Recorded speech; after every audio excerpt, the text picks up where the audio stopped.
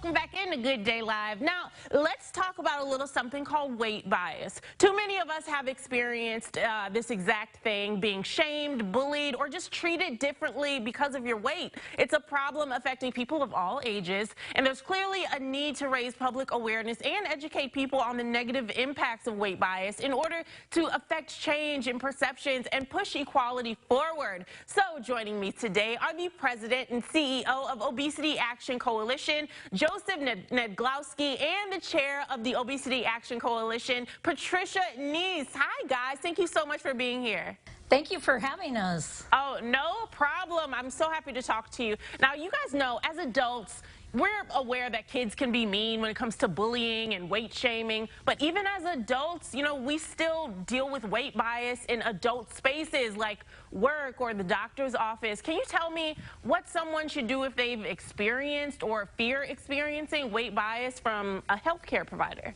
One thing to do is to find a new healthcare provider if they're experiencing weight bias with their current one. But another thing that I've done that is that seems to help is I've asked the doctor, how would you treat me if I were slender? What would you say to me? What tests would you run? Because I need you to look, and not that I say this, but it's an attempt to get them to look past my weight to other things that could be causing the problems, the symptoms, whatever it is that I'm having, because so often, and we get more complaints about weight bias in medicine than any other area at the Obesity Action Coalition. And it's an attempt to get those providers to look past my weight.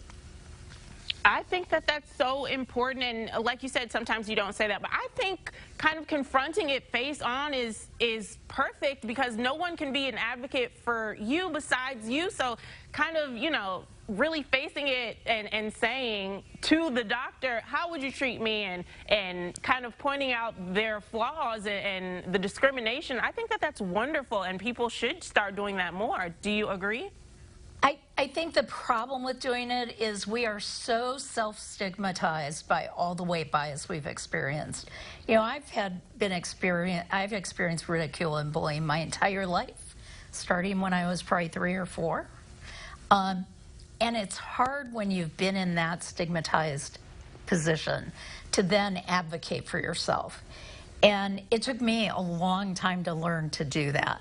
It takes practice, and it takes knowledge that weight is not all in your control, and that, you know what, you are enough as you are and entitled to be treated with dignity and respect, just like anyone of every body size or of other body sizes are already treated with dignity and respect. Absolutely. And you know, people with obesity are facing a stigma in so many areas of life, and they've even recently seen it with COVID-19 care and vaccinations. Is that correct? Yeah, so when we think about COVID-19, we know that people with obesity are more likely to have an adverse outcome if they get COVID-19. So therefore, many communities and many states actually prioritized people with obesity to get vaccines.